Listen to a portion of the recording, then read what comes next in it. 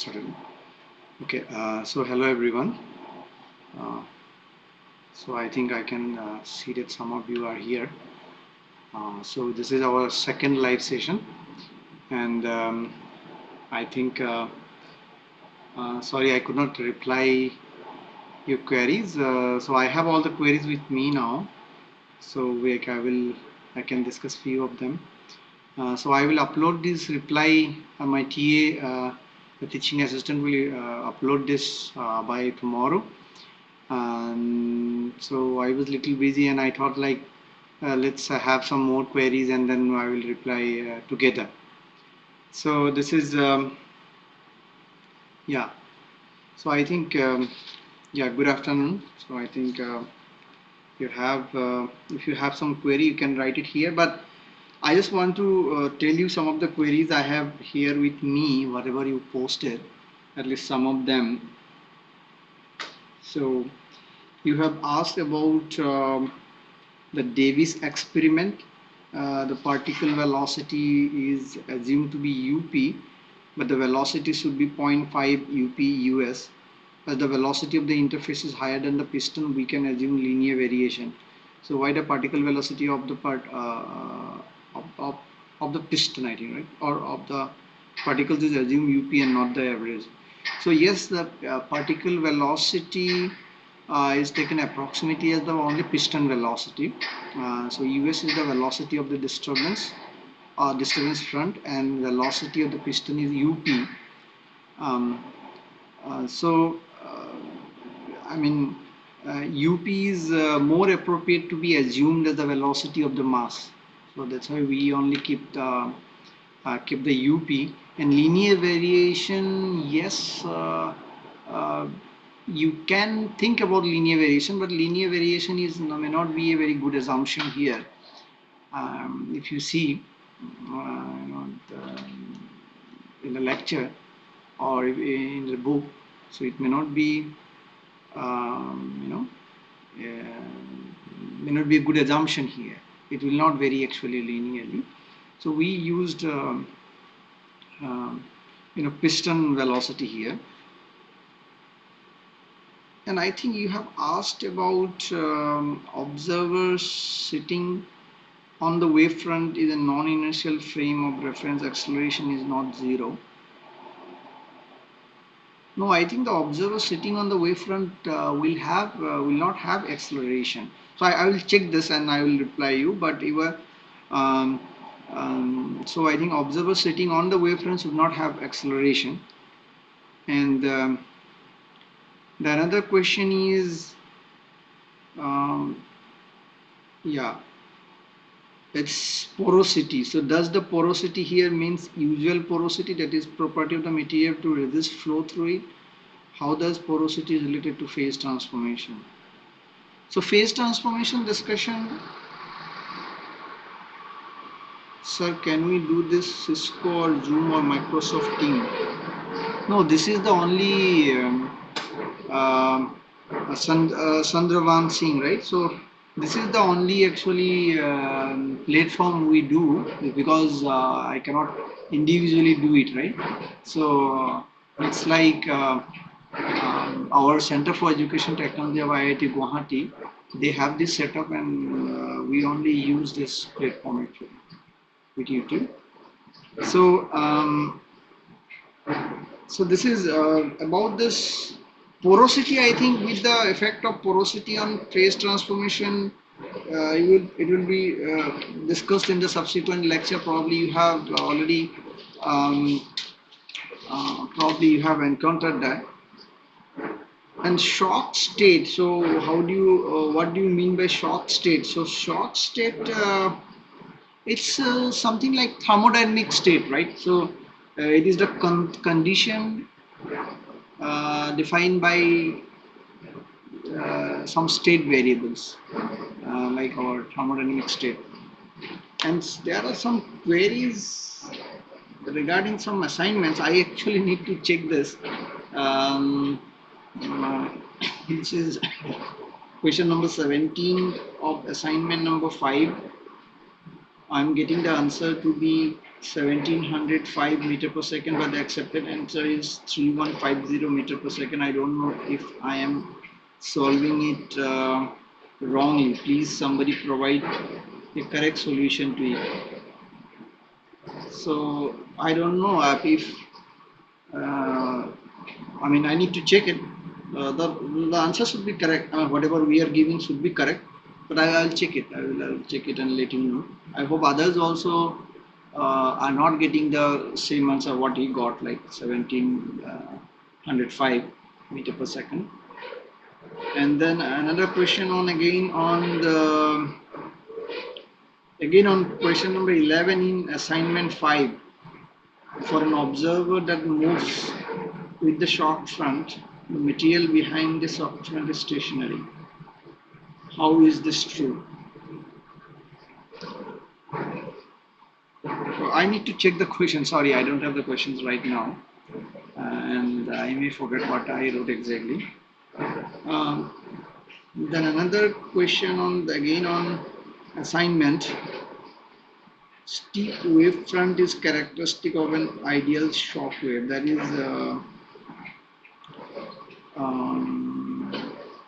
it is question number 10, assignment number 5. These questions, I think whatever assignment you have, I will check it.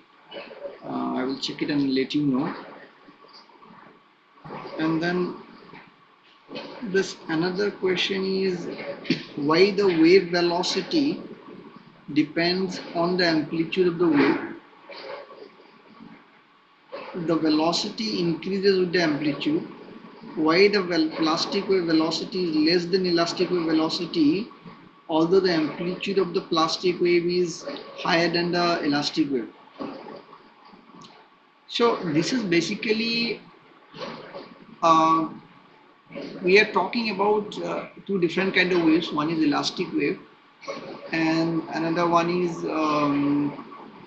we were talking about shock wave. I think shock wave, right? That is shock wave. So shock wave is in the plastic. It is high amplitude wave. That is in a it will deform the material plastically, right?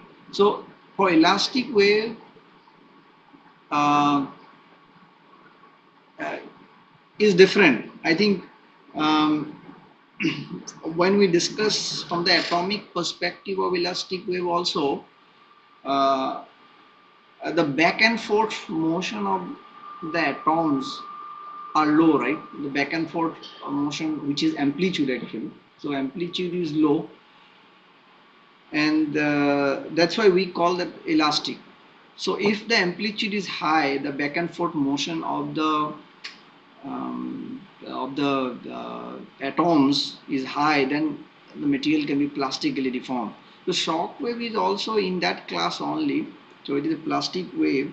So now what is happening here is when it is in the elastic range, that means no plastic deformation is happening. That back and forth disturbance or back and forth motion of the atoms um, will the traveling of that disturbance will be quite high, and I think the maximum displacement uh, of the atom from the equilibrium position, which is called amplitude. So when it is elastic and when it is plastic, so you should understand that in the elastic case it will travel with a faster speed. But for the plastic, if it is breaking of bones, your amplitude is so high that the breaking of bones happen, then I think that will in that range the shock wave will also come, and in that range uh, whatever you stated here, right, that the velocity increases with amplitude. So in the plastic range the velocity increases with the amplitude because as you can understand that the back and forth motion of the oscillation will help to propagate the disturbance further. I mean that is actually the wave propagation. So if it is higher, amplitude is higher, then your wave propagates faster. But that is For plastic or shock wave in that region, uh, we can call that is proportional with amplitude, because that is totally a different thing than elastic wave. Like this elastic wave is not like breaking of bones. We have just it is just a stretching of bones, and if you remove the load, it will come back. Like elastic deformation is like that. So we should understand that elastic wave, which actually is, I mean, the speed is very fast, I mean, as compared to these other waves. And then but when in the plastic range it comes, the velocity will increase with what is it called, with amplitude. So yeah, for the entropy part, yeah, you are from civil engineering background, and yeah, I think yeah, that's true. You read entropy in 2009. Even I read it very long ago. But I think better you go through some lectures, because in one sentence or two sentences it will be difficult for me to even write it there. So better if you go through some NPTEL lecture on basic thermodynamics. Uh, uh, that that will be there. So and so another question is the velocity of disturbance is equal to the sonic speed of the medium. So what will happen? Uh, velocity of the piston is equal to the sonic speed. Okay. Uh, uh, is the velocity of the disturbance front is equal to the sonic speed of the medium?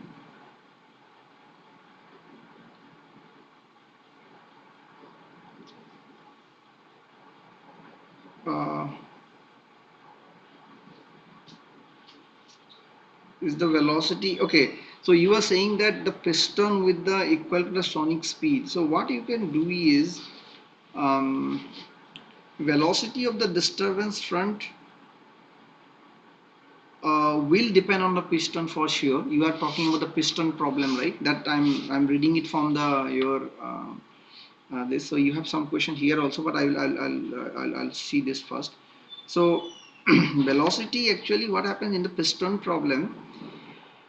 So it's for sure that it depends on the velocity of disturbance front will depend on the piston velocity, but uh, the disturbance front velocity should increase. It will increase with piston velocity, but it may not be very, I think, straightforward.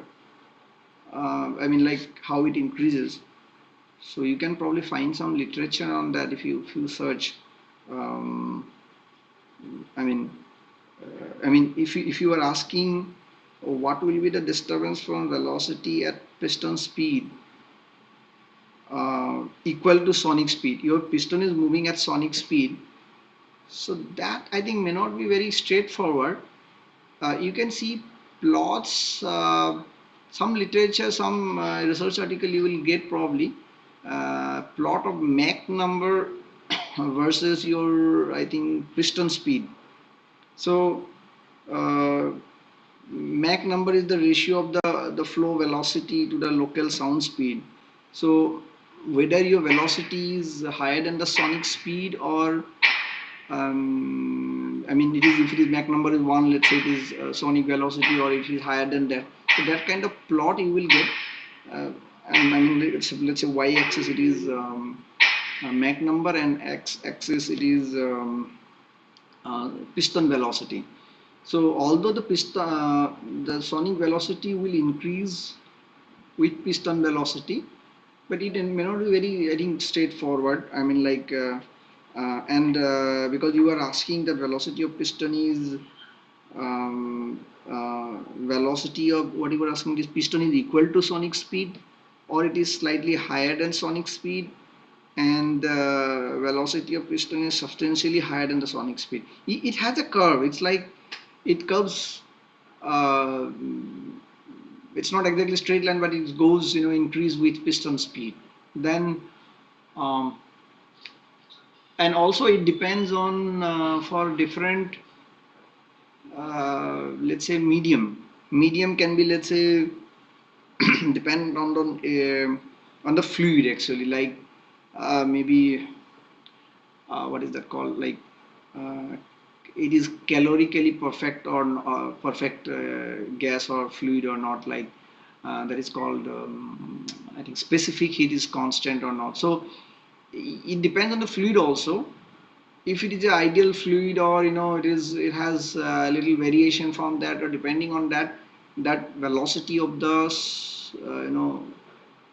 disturbance, sorry, not sonic, I think I am saying not the velocity of the disturbance plot with respect to your piston speed, that may a little bit vary depending on the medium as well. So that you can actually check. You can write Mach number, I think, versus piston velocity somewhere you will get in literature. So I think that way you can have an idea. But it will surely increase. And then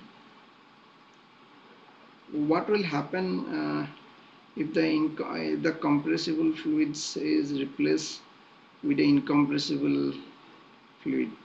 Okay, this is an interesting question. I mean, incompressible. See, incompressible medium means, I think you cannot compress it, right? So if you cannot compress it, I think uh, so if you have a, let's say, cylinder here, and then I mean you have the piston from this side, then if it is the cylinder is full of incompressible some fluid, then what will happen is that the disturbance will be felt on the entire cylinder, I mean the entire the fluid at the same time. So it's kind of, it will uh, I mean uh, exactly at the same moment that disturbance will be there in every part. So you can see that you can say that the you can call that speed is infinite, I mean speed of the disturbance. So you can tell like that. Suppose if it is compressible fluid, so you are compressing it, then it will and the disturbance will gradually it will move like this. But if it is not compressible, I think uh, when you are trying to compress it, and that entire this fluid will fill the thing, I mean immediately. So that means, I think you can call that the wave speed will be infinite. And also I think sorry, so I think the wave speed increases with incompressibility, that you can say. I mean, you are taking a now very compressible medium, and then you are taking another fluid with a higher incompressibility, that means less compressible, then speed will increase. As I told, if it is ideal incompressible fluid, like totally incompressible, then I think it will have an infinite speed. As I told, like the entire medium, it will look like that entire medium will feel the disturbance at the same time. So that can be called, I think, as infinite speed. And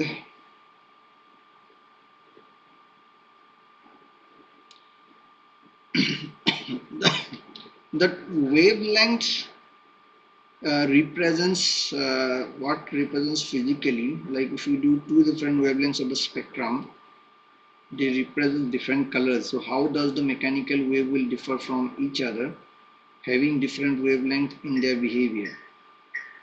So how does the mechanical wave will differ from each other, having different wavelength in their behavior?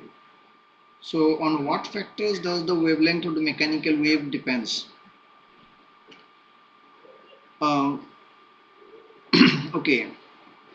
So first thing is, I think wavelength. I think wavelength is generally we see as a, for mechanical wave, we see the center point of one compressed zone to the center point of the other compressed zone, right? You have compression, you have rarefaction, and you have compression again. So it is, we can take the, let's say this is the compression zone, we will take the center and go to the another compression zone, we'll take the center, and then there is the distance between these two centers are wavelength. That's what you are asking, I think, right?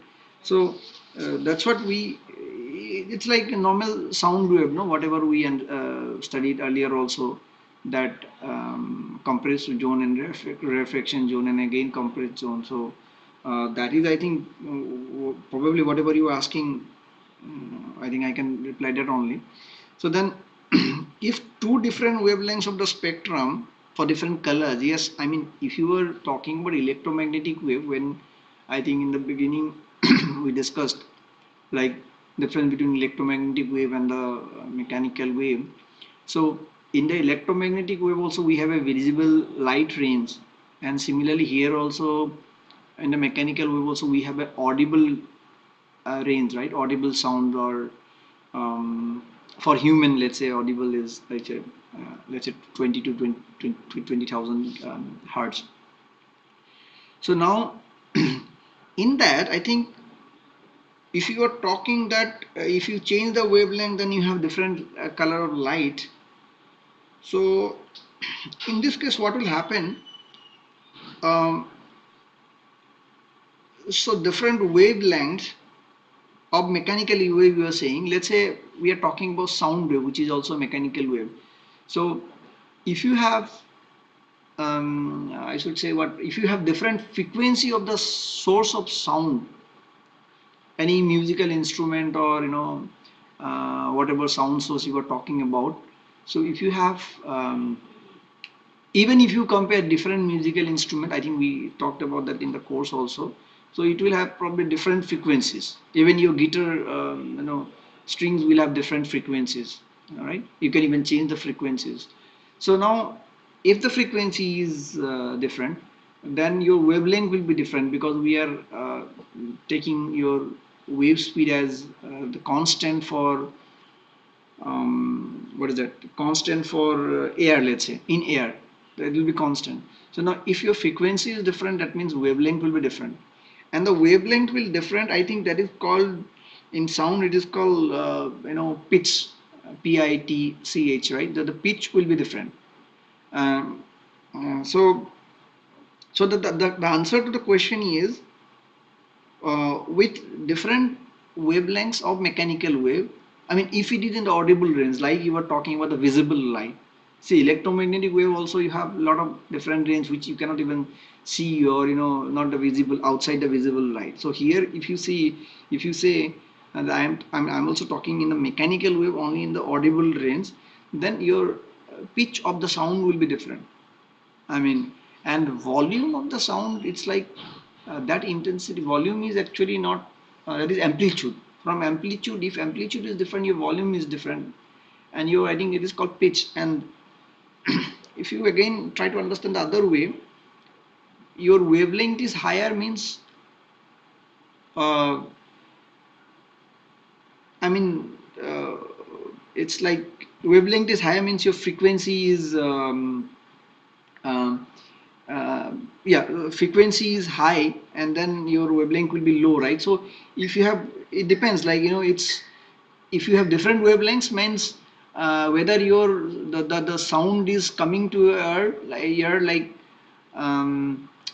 at a faster pace, or in a slower pace. So it's like if you have that is what I'm saying, that wavelength plot, right? So that will make the, I think, pitch different.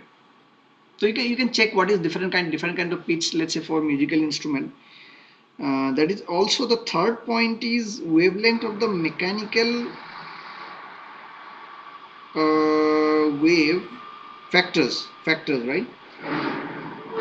So factors basically for sound wave, let's say it is the frequency, source frequency, that will decide the wavelength, right? Or if you are talking about a impact problem in this, this stress wave generation, when we are this is basically, if you can see in the split Hopkinson pressure bar also, it is the initial displacement, like we discussed, right? That striker bar length will decide the wavelength. how much initial displacement it will have. So I think that is the answer to your question. Probably that's what you asked, right? On what factors does the wavelength of the mechanical wave depends? Okay, another factor will be your material, right? Your material that you know, that whether you are taking steel or aluminum or other material, or whether you are taking your gas or solid. So that wavelength will depend on that as well, because your source frequency may be same, and your but depending on the material, your wavelength will be different. So okay, this is a problem. This is a question that I need to check. This is I'm not so sure about this drop hammer and rotating pendulum. So you were saying that it has three stages: oscillating stage, stabilizing stage, and attenuation stage. So these stages are, I'm not so sure about this actually. I need to check. And uh, generally, yes, I think split Hopkinson pressure bar, as far as my knowledge concerned, like we generally don't differentiate it like this. Uh, I mean, yes, oscillation, attenuation, and stabilizing. I need to check this actually, but I don't know much about the drop hammer test and rotating pendulum. In practical, although I just saw in the book, I mean, we studied in the book, but otherwise I don't have much other experience on that. I need to check this. I don't know what paper you are giving. This paper is um, probably this is a paper on. This is not the split Hopkinson. I think whatever I think you are giving is a different test, like some drop hammer or some kind of test, right? Okay. So that I need to check. Okay, the shape of elastic wave is of rectangular shape. Why the shape is rectangular, not triangular, parabolic, or under why other shape, and is the shape of elastic wave is always rectangular? What is the shape of plastic longitudinal and shear stress wave?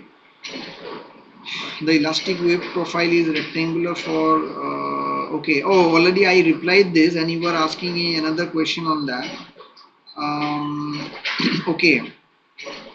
Okay, okay. So this is, I wrote that elastic wave profile is rectangular for uniform cross section and tapered or conical projectile bar, that is striker bar,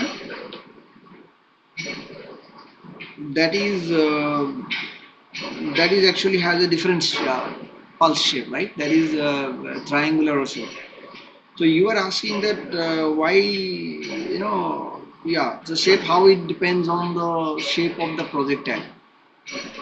So I will check. I have some literature. Maybe I will give it to you. That will make it clear to you. Uh, it's basically, depends on how much load it will you are transmitting to this incident bar. So so what will happen is, suppose if you have a uh, bar, the incident bar, I mean, don't think this way because this already tapered. So let's say this is your incident bar, and let's say this is your striker bar. So when if it is uniform cross section striker bar, that means the diameter is equal at all along the length, then it will get a probably rectangular one when it projectile bar hits the incident bar. But if your um, uh, it depends. Now tapered means sometimes the tapered may be on the back side, you may have higher diameter, or on the front side sometimes you may have higher diameter. So depending on that, your shape will change. So first, let's say your projectile bar, which will the end of the projectile bar which will impact the incident bar. So that is, let's say, smaller, and the back side is, let's say, bigger. So then what will happen is, first it has low mass in this side and the bigger mass on the other side. Then probably first the load will, your pulse shape will uh, gradually rise, and I mean when this is bigger mass will come, suppose, because as you know, you know the physics now, right? When you are having a contact, then the even your wave will go back to the back side and will come back, returning back. Now what will happen is, when you are even if you do not talk about this the reflecting wave, but when it is will impact, the first smaller diameter portion will transmit the load, and then gradually it is increasing diameter this side, and that will um, you know transmit the load, and that's why your pulse shape will increase. I will give you some I have probably some papers on that, so that will make this thing clear. What I am saying is that if you take the opposite one, your impact end of the projectile is um, bigger diameter, then the shape will be again different. And people have done even other kind of shapes also. Let's say your projectile have this side also small diameter and this side also small diameter, and in between you have a, let's say, bigger diameter. So it is gradually decreasing in this way also, gradually decreasing in this way also, and the middle it is the biggest bigger diameter. Then also you will see that it is your pulse shape will be at the peak at the middle. So that different kind of shapes you can make the projectile shapes. Sometimes maybe middle will be smaller diameter, and then both the sides may be bigger diameter. Then also you will get. So I think if I can give you the paper, I have some paper somewhere in my computer, so I will see, and I'll give it to you. That will make things, I think, clear to you. So, and okay, and some more questions are: shock impedance is the resistance to forward movement of the shock wave offered by the medium. How does the product? Okay.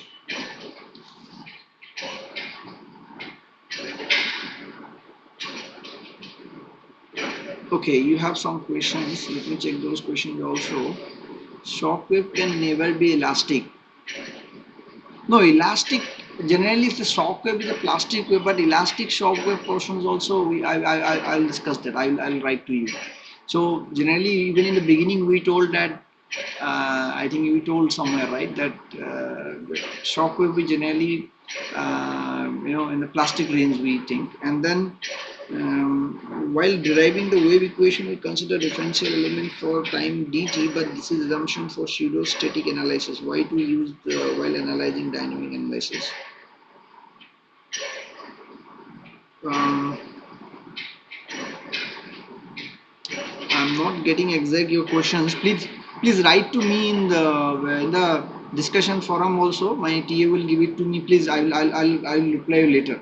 I actually sorry, I'm not so sure now. And then striker bar length is greater than incident bar, then still we call it as dynamic problem.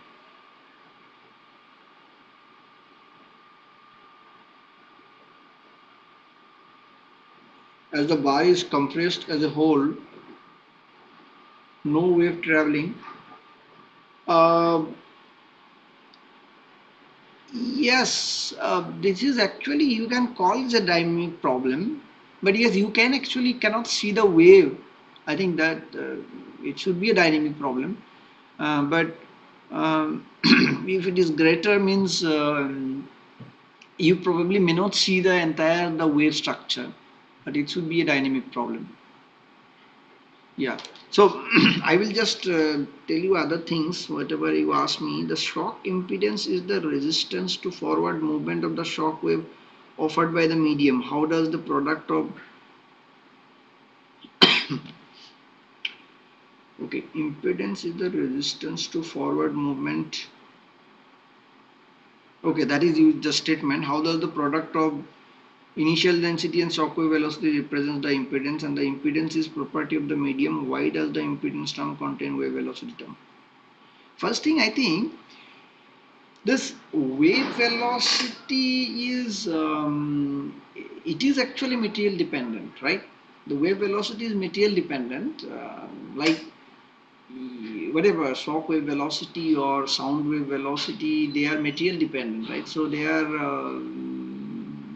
as you know, it depends on the stiffness, Young's modulus or density.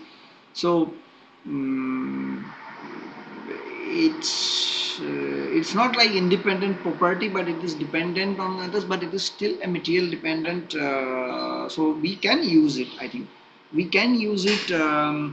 Impedance term. Okay, but the one thing is that this wave propagation depends on basically your in the atomic level. If you think that atomic mass and atomic separation, or let's say what is it called, interatomic forces, right? Atomic mass, atomic separation, how separated they are, what is that, let's say bond, I mean length, let's say, and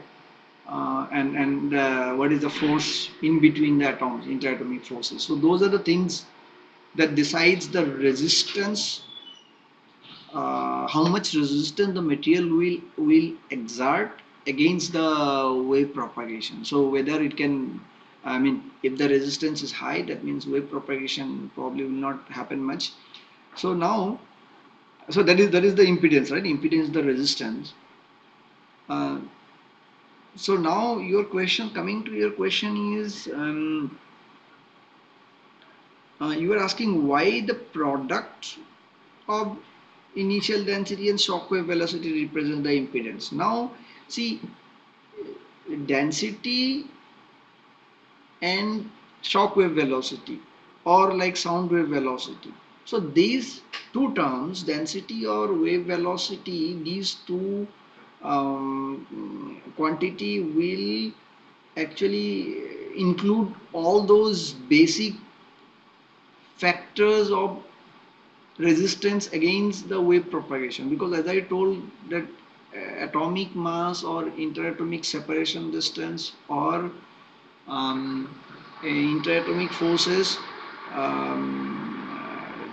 those things will decide your density, that you know, right? Atomic mass and how separated they are, like so those will decide the density.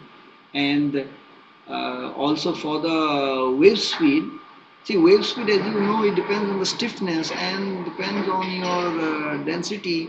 So stiffness is also comes from the interatomic forces.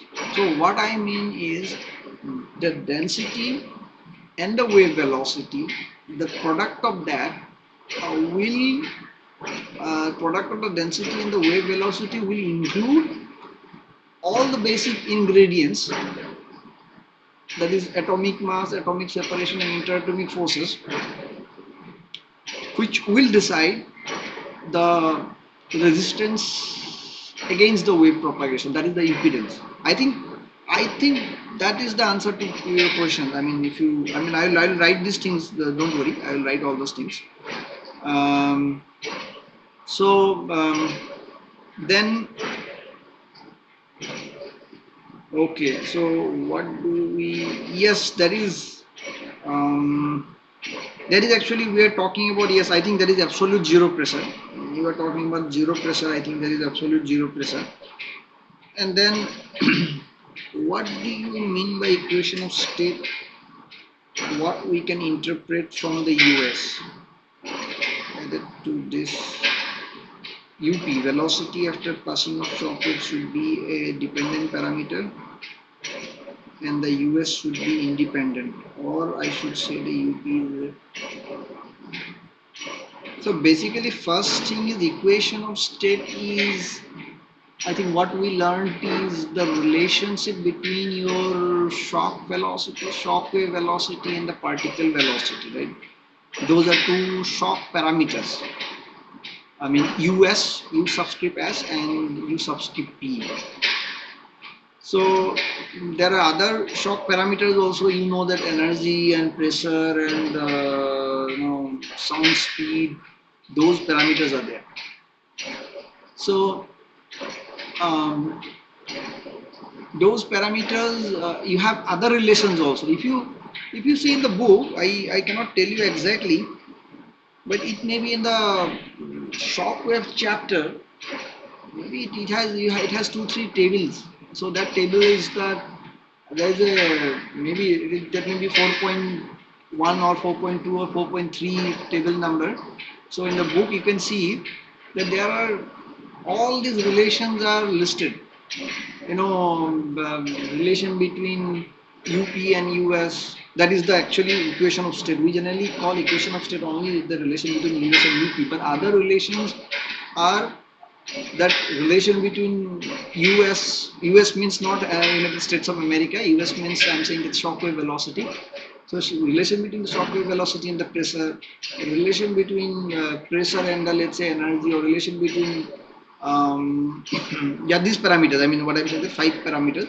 All those relations are there, but Shockwave velocity is basically the relationship between two shock parameters, which are US and UP, whatever in discussion in the class.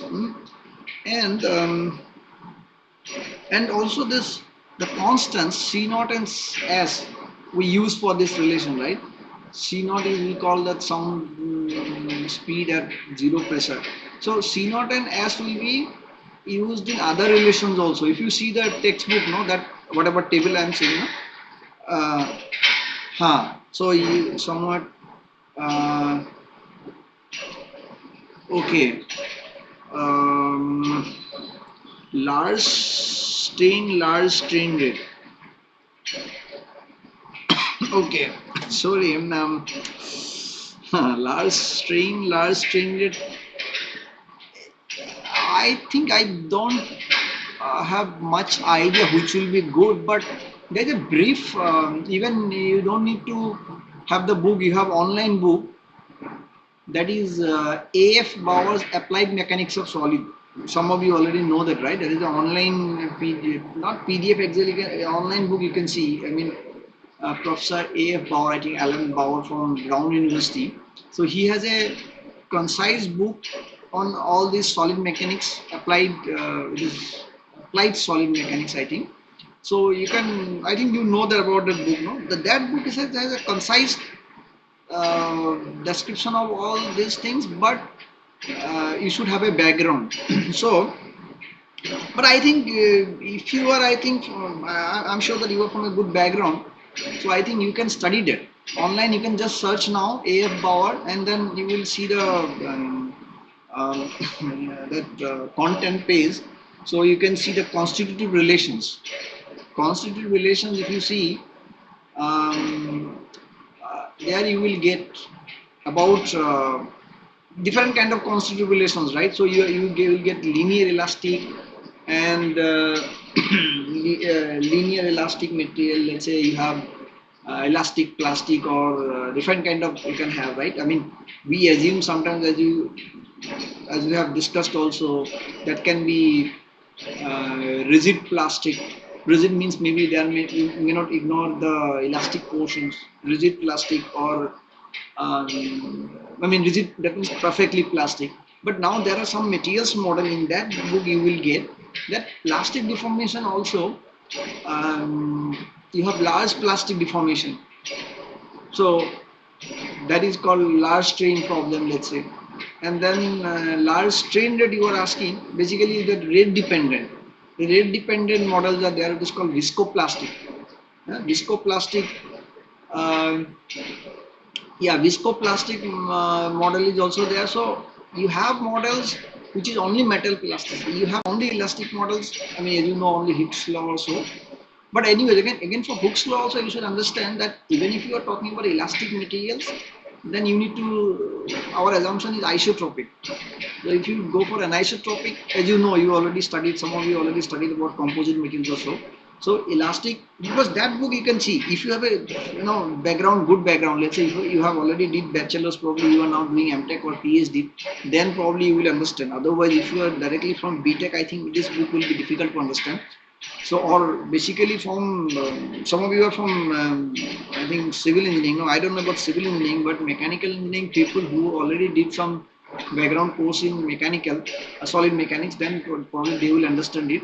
So, as I told, elastic, then only metal plasticity model, which will probably will consider only low strain and I mean small strain, and then large strain are different, and then again in the advanced level will be strain rate dependence. That is your we call viscoplastic rate dependent model, and also there are some advanced models crystal plasticity. So crystal plasticity and all those things are also advanced models are there. Okay.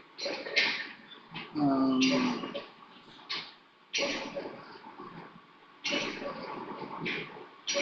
yeah, in empirical EOS, do you have dependent and independent variables? Uh, I'm not getting actually what empirical EOS. Uh,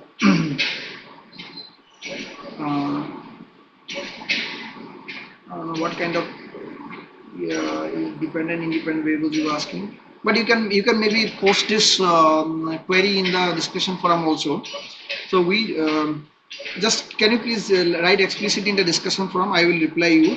So we do not have much time. I just want to tell you another one or two interesting questions you have asked. Now I saw uh, the equation of no. So sorry, this is other one. Okay, the other question I forgot that UP velocity after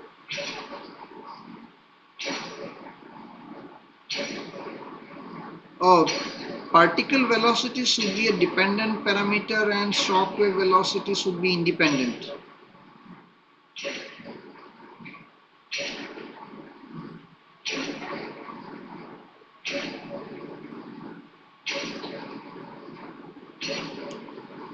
No, they are not independent. You are asking that.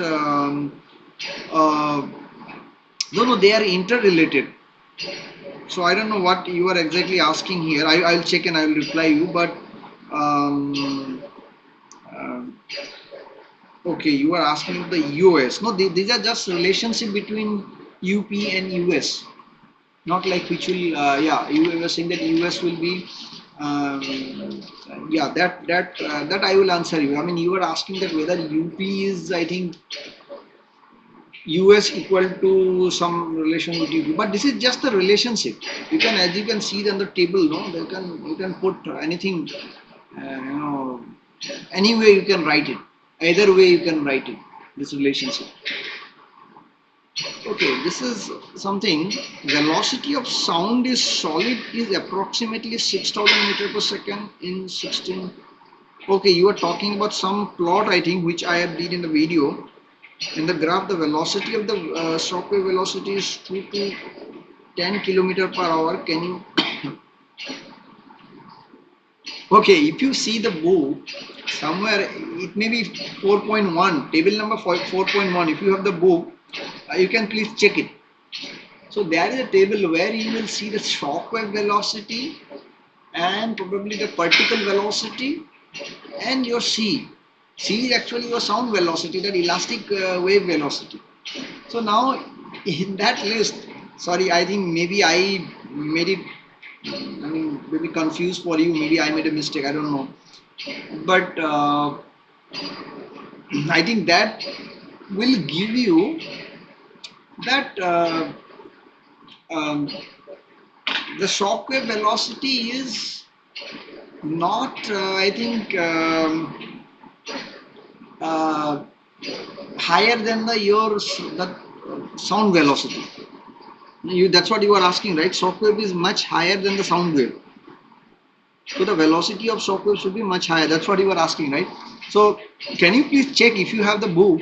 Can you please check like yeah, table 4.1. So what you can see is at zero pressure, only it is, you will get probably the sound velocity and your shockwave velocity will be equal.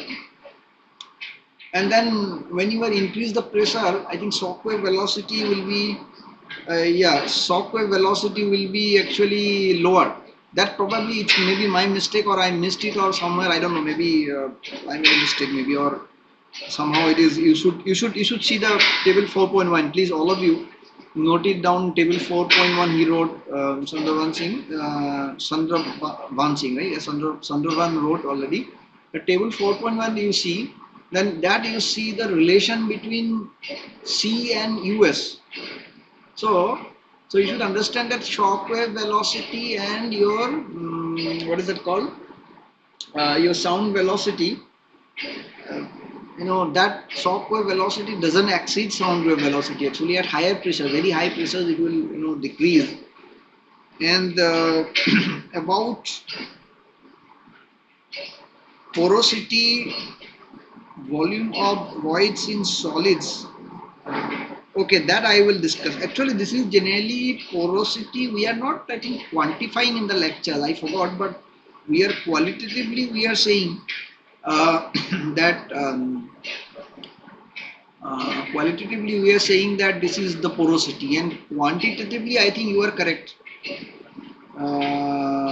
Quantitatively you are correct is that I think volume of the voids divided by total volume of the solid. That is correct. And that I think the other one is equation is invalid for that is I think I discussed I think something, right. I think if you have not checked, you please check later. I think I discussed, otherwise I can write it to you. And then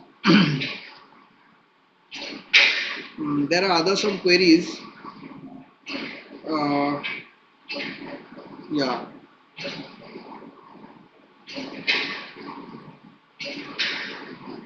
That decrease in atmospheric pressure, the sound speed will decrease, or I can higher the density of the medium, higher the sound speed.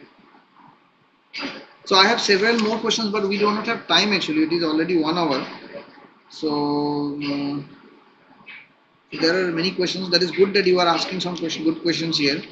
So I like that. So I will answer all of that. But generally I thought that some questions I will get together and I will even discuss here, and then I will reply. Tomorrow also I will, my TA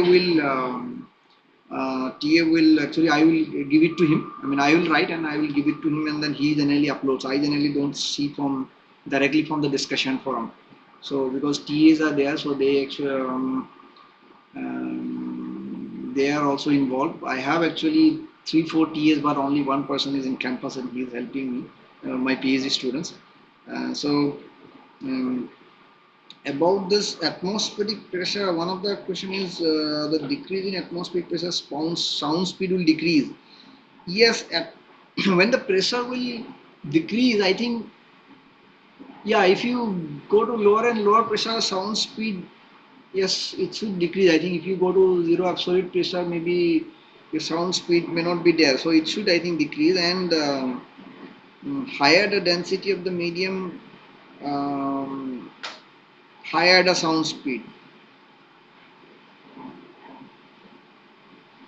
Uh, no, it depends on both density and the stiffness. Let's say Young's modulus, right? That depends on this. So that both will decide. That's why I told, right, atomic mass, atomic separation, and interatomic forces. So these interatomic forces, I think, if you remember, maybe we did not discuss in this class, but there is a very preliminary, basic the plot, no? I mean, maybe in the materials chapter I told, but even in probably your 11th, 12th standard also you studied that a plot of interatomic distance on the x-axis and y-axis your what is that called, force or energy, interatomic forces. Let's say that whether it is repulsive or whether it is attractive. So that slope of that curve will give you the Young's modulus stiffness. So that depends on your interatomic forces and interatomic distance. So that will decide, right? So I think this is now 1 hour. So probably our studio also need to close now, our Center for Education Technology. So I think, yeah, thank you. So thank you for, I mean, coming for this session. So we will, I'll send the doubts as soon as possible, the answers. Yeah, thank you.